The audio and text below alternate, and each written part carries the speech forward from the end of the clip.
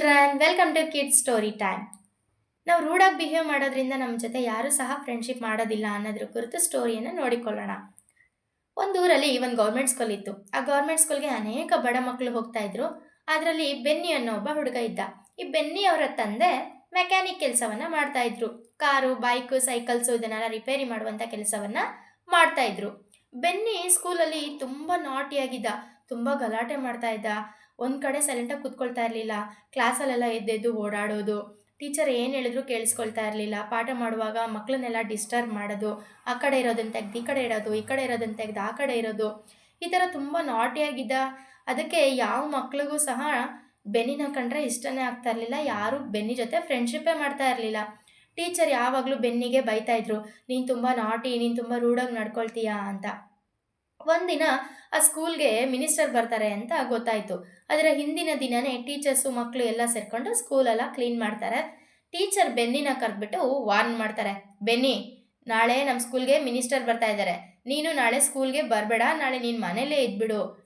ನೀನೇನಾದರೂ ನಾಳೆ ಬಂದರೆ ಮಿನಿಸ್ಟರ್ ಮುಂದೆ ನಮ್ಮ ಮರ್ಯಾದೆ ತೆಗೆದುಬಿಡ್ತೀಯಾ ಅಂತ ಹೇಳ್ತಾರೆ. ಬೆನ್ನಿಗೆ ತುಂಬ ಬೇಜಾರಾಗ್ಬಿಡುತ್ತೆ. ನಾನು ಮಿನಿಸ್ಟರ್ನ ನೋಡಬೇಕು ಅನ್ನಿಸ್ತಾ ಇತ್ತು, ಆದರೆ ಟೀಚರ್ ನೋಡಿದ್ರೆ ನನ್ನನ್ನು ಬರಬೇಡ ಅಂತ ಹೇಳ್ಬಿಟ್ರಲ್ಲ ಅಂತ ಬೇಜಾರು ಮಾಡಿಕೊಂಡು ಮನೆಗೆ ಹೋಗ್ತಾನೆ. ಮಾರನೇ ದಿನ ಎದ್ದೇಳ್ತಾನೆ, ಟೀಚರ್ ಸ್ಕೂಲಿಗೆ ಬರಬೇಡ ಅಂತ ಹೇಳಿದಾರಲ್ಲ. ಸ್ಕೂಲ್ ಟೈಮಿಂಗ್ಸ್ಗೆ ಸೈಕಲ್ ಹಾಕ್ಕೊಂಡು ರೋಡಲ್ಲೆಲ್ಲ ಆಟ ಆಡಿಕೊಂಡು ತಿರುಗಾಡ್ತಿರ್ತಾನೆ. ಸಡನ್ ಆಗಿ ಪಕ್ಕದಲ್ಲಿ ಒಂದು ಕಾರ್ ನಿಂತುಬಿಟ್ಟಿರುತ್ತೆ. ಒಬ್ಬ ವ್ಯಕ್ತಿ ಟೈರ್ ರಿಪೇರಿ ಬಂದು ಅದನ್ನು ಬಿಚ್ಚಕ್ಕಾಗ್ದಂಗೆ ಟೆನ್ಷನ್ ಆಗ್ತಾ ಇರ್ತಾರೆ. ಈ ಬೆನ್ನಿ ಹತ್ರ ಹೋಗ್ತಾನೆ. ಹೋಗ್ಬಿಟ್ಟು, ಸರ್ ನಾನು ಹೆಲ್ಪ್ ಮಾಡಲಾ, ಈ ಕಾರ್ ರಿಪೇರಿ ಮಾಡೋದು ನನಗೆ ಗೊತ್ತಿದೆ ಸರ್ ಅಂತ ಹೇಳ್ತಾನೆ. ಆಗ ಆ ವ್ಯಕ್ತಿ ಬೆನ್ನಿನೇ ನೋಡ್ಬಿಟ್ಟು, ನೋಡೋಕ್ಕೆ ಇಷ್ಟು ಚಿಕ್ಕ ಹುಡುಗ ಆಗಿದೆಯಾ, ನೀನು ರಿಪೇರಿ ಮಾಡಿಬಿಡ್ತೀಯಾ ಅಂತ ಕೇಳ್ತಾರೆ. ಆಗ ಬೆನ್ನಿ, ಒಂದೇ ಒಂದು ಚಾನ್ಸ್ ಕೊಟ್ಟು ನೋಡಿ ಸರ್, ನಿಮ್ಮ ಕಾರ್ನ ಹೆಂಗೆ ನಾನು ರಿಪೇರಿ ಮಾಡ್ತೀನಿ ಅಂತ ಹೇಳ್ತಾನೆ. ಆಯಿತು ಅಂತ ಹೇಳ್ತಾರೆ. ಆಗ ಬೆನ್ನಿ ಅಷ್ಟು ದೊಡ್ಡ ಟೈರನ್ನು ಬಿಚ್ಚಿಬಿಟ್ಟು ನೀಟಾಗಿ ಫಿಕ್ಸ್ ಮಾಡ್ತಾನೆ. ಸರ್, ನಿಮ್ಮ ಕಾರ್ ರೆಡಿ ಆಗಿದೆ ಸರ್, ಬೇಕಾದರೆ ಚೆಕ್ ಮಾಡ್ಕೊಳ್ಳಿ ಅಂತ ಹೇಳ್ತಾನೆ. ಸ್ಟಾರ್ಟ್ ಮಾಡ್ತಿದ್ದಂಗೆ ಕಾರು ಚೆನ್ನಾಗಿ ಮೂವ್ ಆಗುತ್ತೆ. ಆ ವ್ಯಕ್ತಿಗೆ ಒಂದೇ ಆಶ್ಚರ್ಯ, ಇಷ್ಟು ಚಿಕ್ಕ ಹುಡುಗ ಇದನ್ನು ಹೆಂಗೆ ರೆಡಿ ಮಾಡ್ದ ಅಂತ. ಬೆನ್ನಿನ ಕೇಳ್ತಾರೆ, ನಿನಗಿದೆಲ್ಲ ಹೆಂಗೆ ಗೊತ್ತು, ಇಷ್ಟು ಚಿಕ್ಕ ಹುಡುಗ ನೀನು ಇದನ್ನೆಲ್ಲ ಹೆಂಗೆ ಕಲ್ತಿದ್ಯಾ ಅಂತ ಕೇಳ್ತಾರೆ. ಆಗ ಬೆನ್ನಿ ಹೇಳ್ತಾನೆ, ಸರ್ ನಮ್ಮ ತಂದೆ ಮೆಕ್ಯಾನಿಕ್ಕು ಸರ್, ನನಗೆ ಸ್ಕೂಲ್ ರಜಾ ಇದ್ದಾಗ ನಾನು ನಮ್ಮ ತಂದೆ ಜೊತೆ ಹೋಗಿ ಹೆಲ್ಪ್ ಮಾಡ್ತೀನಿ, ಅದರಿಂದ ನನಗೆ ಕೆಲಸ ಎಲ್ಲ ಗೊತ್ತು ಸರ್ ಅಂತ ಹೇಳ್ದ. ಆಗ ಆ ವ್ಯಕ್ತಿ ಕೇಳ್ತಾರೆ, ಸರಿ ನಿನ್ನ ಹೆಸರೇನು, ನೀನು ಯಾವ ಕ್ಲಾಸಲ್ಲಿ ಓದ್ತಾ ಇದೆಯಾ, ಯಾವ ಸ್ಕೂಲ್ಗೆ ಹೋಗ್ತೀಯಾ ನೀನು ಅಂತ ಕೇಳ್ತಾರೆ. ಆಗ ಅವನು ಹೇಳ್ತಾನೆ, ಸರ್ ನನ್ನ ಹೆಸರು ಬೆನ್ನಿ ಸರ್, ನಾನು 5ನೇ ಕ್ಲಾಸಲ್ಲಿ ಓದ್ತಾ ಇದ್ದೀನಿ ಸರ್, ಇಲ್ಲೇ ಹತ್ತಿರದಲ್ಲಿರುವಂಥ ಗೌರ್ಮೆಂಟ್ ಸ್ಕೂಲ್ಗೆ ಹೋಗ್ತೀನಿ ಸರ್ ನಾನು ಅಂತ ಹೇಳ್ದ. ಸರಿ ಇವತ್ತು ಯಾಕೆ ನೀನು ಸ್ಕೂಲ್ಗೆ ಹೋಗಿಲ್ಲ ಅಂತ ಕೇಳ್ತಾರೆ. ಆಗ ಬೆನ್ನಿ, ಸರ್ ನಾನು ಸ್ಕೂಲಲ್ಲಿ ತುಂಬ ನಾಟಿ ಸರ್, ತುಂಬ ರೂಢಾಗಿ ಬಿಹೇವ್ ಮಾಡ್ತೀನಿ ಸರ್, ಅದಕ್ಕೆ ನಮ್ಮ ಟೀಚರು ಹೇಳಿದ್ದಾರೆ ಇವತ್ತು ನಮ್ಮ ಸ್ಕೂಲ್ಗೆ ಒಂದು ಮಿನಿಸ್ಟರ್ ಬರ್ತಾ ಇದ್ದಾರಂತೆ ಸರ್, ಅದಕ್ಕೆ ಬರಬೇಡ ನೀನು ಇವತ್ತು ಅಂತ ಹೇಳಿದ್ದಾರೆ ಸರ್, ಅದಕ್ಕೆ ನಾನು ಇವತ್ತು ಹೋಗಿಲ್ಲ ಸ್ಕೂಲ್ಗೆ ಅಂತ ಹೇಳ್ತಾನೆ. ಹೌದಾ, ಸರಿ ನೀನು ಸೈಕಲಲ್ಲಿ ಇಟ್ಬಿಟ್ಟು ಬಂದು ಕಾರ್ ಹತ್ತು, ನಾನು ಕರ್ಕೊಂಡು ಹೋಗ್ತೀನಿ ನಿನ್ನ ಸ್ಕೂಲ್ಗೆ ಅಂತ ಹೇಳ್ತಾರೆ. ಆಗ ಬೆನ್ನಿ ಬಂದು ಕಾರ್ ಹತ್ತುತ್ತಾನೆ. ಆ ವ್ಯಕ್ತಿ ಸೀದಾ ಅವ್ರ ಸ್ಕೂಲ್ಗೆ ಕರ್ಕೊಂಡು ಹೋಗ್ತಾರೆ. ಕರ್ಕೊಂಡು ಹೋಗಿ ಇನ್ನೂ ಗೇಟ್ ಓಪನ್ ಆಗ್ತಿದ್ದಂಗೆ ಅಲ್ಲಿ ಎಲ್ಲರೂ ಸಹ ಆ ವ್ಯಕ್ತಿಗೆ ವಿಶ್ ಮಾಡ್ತಾರೆ, good morning sir, good morning sir ಅಂತ. ಬೆನ್ನಿಗೆ ಒಂದೇ ಆಶ್ಚರ್ಯ, ಇದೇನಪ್ಪ ಇವರಿಗೆ ಎಲ್ಲರೂ ವಿಶ್ ಮಾಡ್ತಾ ಇದ್ದಾರಲ್ಲ ಅಂತ. ಆ ವ್ಯಕ್ತಿ ಬೆನ್ನಿಯ ಮೇಲೆ ಭುಜದ ಮೇಲೆ ಕೈ ಹಾಕ್ಕೊಂಡು ಒಳಗಡೆ ಬೆನ್ನಿನ ಕರ್ಕೊಂಡು ಹೋಗ್ತಾ ಇದ್ದಾರೆ.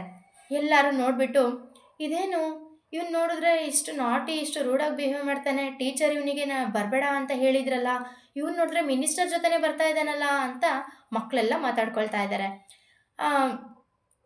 ಬೆನ್ನಿನ ಆ ವ್ಯಕ್ತಿ ಕರ್ಕೊಂಡು ಹೋಗ್ತಾರೆ. ಕರ್ಕೊಂಡು ಹೋಗ್ಬಿಟ್ಟು ಎಲ್ಲ ಟೀಚರ್ಸ್ ಮಕ್ಕಳ ಮುಂದೆ ಆ ವ್ಯಕ್ತಿ ಹೇಳ್ತಾರೆ, ಈ ಬೆನ್ನಿ ತುಂಬ ಒಳ್ಳೆ ಹುಡುಗ ನಿಮ್ಮ ಸ್ಕೂಲಲ್ಲಿ, ಇವನು ನಿಮ್ಮ ಸ್ಕೂಲಲ್ಲಿ ಬೆಸ್ಟ್ ಸ್ಟೂಡೆಂಟ್ ಅಂತ ಹೇಳ್ತಾರೆ. ಅವರು ಒಂದು ಗಿಫ್ಟನ್ನು ಸಹ ತಂದಿರ್ತಾರೆ. ಅದನ್ನು ಎಲ್ಲರ ಮುಂದೆ ಬೆನ್ನಿಗೆ ಕೊಟ್ಬಿಟ್ಟು ಬೆನ್ನಿನ ಹೊಗಳ್ತಾರೆ. ಬೆನ್ನಿಗೆ ಒಂದೇ ಖುಷಿ. ಬೆನ್ನಿ ಆ ಮಿನಿಸ್ಟರ್ನ ನೋಡಬೇಕು ಅಂದ್ಕೊಂಡಿದ್ದ, ಆದರೆ ಅವನು ಮಾಡಿದ ಒಳ್ಳೆ ಕೆಲಸದಿಂದ ಆ ಮಿನಿಸ್ಟರ್ ಜೊತೆನೇ ಬರುವಂತೆ ಸಹಾಯ ಆಯಿತು. ಅದೇ ಥರನೇ ಬೈಬಲ್ ಗ್ರಂಥದಲ್ಲಿ ಕೂಡ ಜಕ್ಕಾಯ ಅನ್ನೋ ಒಬ್ಬ ವ್ಯಕ್ತಿನ ಕುರಿತು ನೋಡಿಕೊಳ್ಳೋಣ. ಈ ಜಕ್ಕಾಯ ಅನ್ನೋ ವ್ಯಕ್ತಿ ತುಂಬ ಕುಳ್ಳಕ್ಕಿದ್ದ. ಅವನು ಎರಿಕೋ ಅನ್ನೋ ಊರಿನಲ್ಲಿ ವಾಸಿಸ್ತಾ ಇದ್ದ. ಇವನು ತುಂಬ ಶ್ರೀಮಂತನಾಗಿದ್ದ. ಇವನು ಟ್ಯಾಕ್ಸ್ ಕಲೆಕ್ಟರ್ ಆಗಿದ್ದ, ಸುಂಕವನ್ನು ವಸೂಲಿ ಮಾಡುವಂಥ ಒಬ್ಬ ವ್ಯಕ್ತಿಯಾಗಿದ್ದ. ಈ ಜಕ್ಕಾಯ ಎಲ್ಲರ ಜೊತೆ ತುಂಬ ರೂಢಾಗಿ ಬಿಹೇವ್ ಮಾಡ್ತಾ ಇದ್ದ. ಯಾರನ್ನು ಸಹ ಇವನು ಪ್ರೀತಿಯಾಗಿ ಮಾತಾಡಿಸ್ತಾ ಇರಲಿಲ್ಲ. ಇವನು ಅನ್ಯಾಯವಾಗಿ ಹಣವನ್ನು ವಸೂಲಿ ಮಾಡ್ತಾ ಇದ್ದ. ಎಷ್ಟು ವಸೂಲಿ ಮಾಡಬೇಕೋ ಅದಕ್ಕಿಂತ ಜಾಸ್ತಿ ಹಣವನ್ನು ಜನರ ಹತ್ರ ಬಲವಂತವಾಗಿ ಏನು ಮಾಡ್ತಾ ಇದ್ದ, ಇಸ್ಕೊಳ್ತಾ ಇದ್ದ. ಯಾರಿಗೂ ಸಹ ಜಕ್ಕಾಯನನ್ನು ಕಂಡ್ರೆ ಆಗ್ತಾ ಇರಲಿಲ್ಲ. ಜಕ್ಕಾಯನನ್ನು ಕಂಡ್ರೆ ಜನ ಎಲ್ಲ ಹೆದರ್ಕೊಳ್ತಾ ಇದ್ರು. ಜಕ್ಕಾಯ ಬರೋದನ್ನು ಕಂಡ್ರೆ ಜನ ಎಲ್ಲ ಓಡೋಗಿ ಬಾಗಿಲುಗಳನ್ನು ಹಾಕ್ಕೊಳ್ತಾ ಇದ್ರು. ಯಾಕಂದರೆ ಈ ಜಕ್ಕಾಯ ಜನರನ್ನ ಆಚೆ ಎಳ್ಕೊಂಬಂದು ಮನೆಯಿಂದ ಎಲ್ಲರ ಮುಂದೆ ಹಣವನ್ನು ಕೇಳ್ತಾ ಇದ್ದ. ನಮ್ಮ ಹತ್ರ ಇವಾಗ ಹಣ ಇಲ್ಲ ಅಂತ ಅವರು ರಿಕ್ವೆಸ್ಟ್ ಮಾಡ್ಕೊಂಡ್ರೆ ಸಹ ಜಕ್ಕಾಯ ಒಪ್ಕೊಳ್ತಾ ಇರಲಿಲ್ಲ. ನನ್ಗೆ ಅದೆಲ್ಲ ಹೇಳಬೇಡ್ರಿ, ನನ್ಗೆ ಹಣ ಬೇಕಷ್ಟೇ, ತೆಗೀರಿ, ಎಲ್ಲೆಲ್ಲ ಹಣ ಇಟ್ಟಿದ್ದೀರ ತೆಗೀರಿ ಅಂತ ಮಾತುಗಳಿಂದ ಜನರನ್ನು ಗದರಿಸ್ತಾ ಇದ್ದ. ತುಂಬ ಕಷ್ಟ ಕೊಡ್ತಾ ಇದ್ದ ಜನರಿಗೆ, ಹಣ ಕೊಡಿ ಹಣ ಕೊಡಿ ಅಂತ. ಒಂದು ದಿನ ಯೇಸು ಸ್ವಾಮಿ ಜೀಸಸ್ ಬರ್ತಾರೆ ಅಂತ ಜಕ್ಕಾಯನಿಗೆ ಗೊತ್ತಾಯಿತು. ಆಗ ಜಕ್ಕಾಯ, ಈ ಜೀಸಸ್ ತುಂಬ ಮಿರಾಕಲ್ಸ್ ಮಾಡ್ತಾರಂತೆ ಅಲ್ವಾ, ಜೀಸಸ್ ತುಂಬ ಒಳ್ಳೆಯವರಂತೆ ಅಲ್ವಾ, ಜೀಸಸ್ ಎಲ್ಲರನ್ನೂ ಪರಲೋಕಕ್ಕೆ ಕರ್ಕೊಂಡು ಹೋಗುವಂಥ ದೊಡ್ಡ ದೇವರು ಆಗಿದ್ದಾರೆ ಅಂತ ಅಲ್ವಾ, ನಾನು ನೋಡಬೇಕು ಜೀಸಸ್ನ ಅಂತಂದ್ಬಿಟ್ಟು ಮನೆಯಿಂದ ಹೊರಡ್ತಾರೆ. ಹೊರಟು ಬರುವಾಗ ಅಲ್ಲಿ ನೋಡಿದ್ರೆ ತುಂಬ ಜನ ಗುಂಪು ಕಟ್ಕೊಂಡಿರ್ತಾರೆ. ಅವರ ಜನರ ಮಧ್ಯದಲ್ಲಿ ಜೀಸಸ್ ಇದ್ದಾರೆ.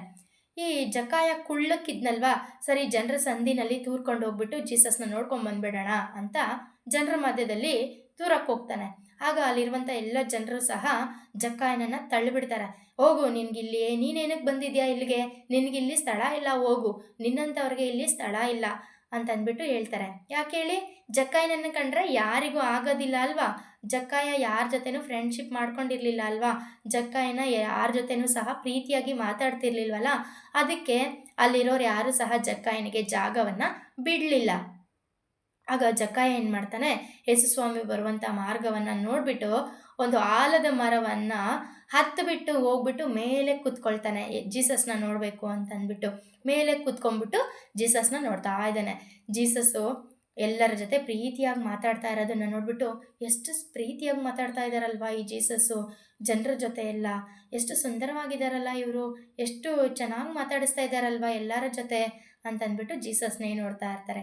ಆಗ ಜೀಸಸ್ ಏನು ಮಾಡ್ತಾರೆ, ಜಕ್ಕಾಯ ಇರುವಂಥ ಮರದ ಹತ್ತಿರಕ್ಕೆ ಬರ್ತಾರೆ. ಜಕ್ಕಾಯ ಅಂತ ಕರೀತಾರೆ. ಆಗ ಜಕ್ಕಾಯನಿಗೆ ಒಂದೇ ಆಶ್ಚರ್ಯ, ನನ್ನ ಹೆಸರು ಜೀಸಸ್ಗೆ ಹೆಂಗೆ ಗೊತ್ತು ಅಂತ. ಆಮೇಲೆ ಜಕ್ಕಾಯ, ತಟ್ಟನೆ ಇಳಿದು ಬಾ, ನನ್ನನ್ನು ನೀನು ನೋಡ್ಬೇಕು ಅನ್ಕೊಳ್ತಾ ಇದೆಯಾ ತಾನೆ, ಆದರೆ ನಾನು ನಿಮ್ಮ ಮನೆಗೆ ಬರ್ತೀನಿ, ನಿನ್ನ ಜೊತೆ ಬಾ ಅಂತ ಕರೀತಾರೆ. ಆಗ ಜಕ್ಕಾಯ ತಟ್ಟನೆ ಏನು ಮಾಡ್ತಾನೆ, ಇಳಿದು ಬಂದು ಜೀಸಸ್ನ ಮನೆಗೆ ಕರ್ಕೊಂಡು ಹೋಗ್ತಾನೆ. ಜೀಸಸ್ಸು ಜಕ್ಕಾಯನ ಜೊತೆ ಮಾತನಾಡುತ್ತಿರುವಾಗಲೇ ಜಕ್ಕಾಯನ ಹೃದಯ ಮಾರ್ಪಾಡು ಹೊಂದುತ್ತೆ.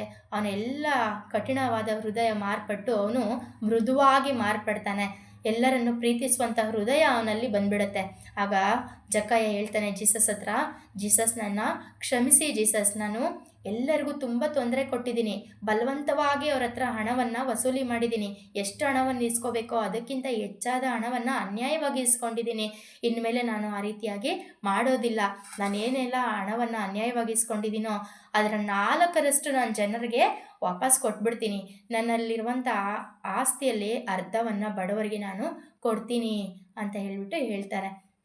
ಆಗ ಜೀಸಸ್ಗೆ ತುಂಬ ಖುಷಿ ಆಗುತ್ತೆ. ನನಗೂ ಬೇಕಾಗಿದ್ದು ಇದೆ ಜಕ್ಕಾಯ, ವೆರಿ ಗುಡ್, ನೀನು ಈ ಮನೆಗೆ ಈ ದಿನದಲ್ಲಿ ಏನಾಯಿತು, ರಕ್ಷಣೆ ಸಿಕ್ತು ಅಂತ ಹೇಳಿಬಿಟ್ಟು ಜೀಸಸ್ಸು ಹೇಳ್ತಾರೆ. ಅದಾದಮೇಲೆ ಎಲ್ಲ ಜನರು ಸಹ ಜಕ್ಕಾಯನನ್ನು ಪ್ರೀತಿಯಾಗಿ ಮಾತಾಡಿಸ್ತಾರೆ. ಜಕ್ಕಾಯನೊಂದಿಗೆ ಸಂತೋಷವಾಗಿ ಖುಷಿಯಾಗಿರ್ತಾರೆ. ಎಲ್ಲರೂ ಫ್ರೆಂಡ್ಲಿಯಾಗಿ ಇರ್ತಾರೆ. Memory versus Proverbs 15:1. ಮೃದುವಾದ ಪ್ರತ್ಯುತ್ತರವು ಸಿಟ್ಟನ್ನಾರಿಸುವುದು, ಬಿರುಸು ನುಡಿಯು ಸಿಟ್ಟನ್ನೇರಿಸುವುದು. Thank you.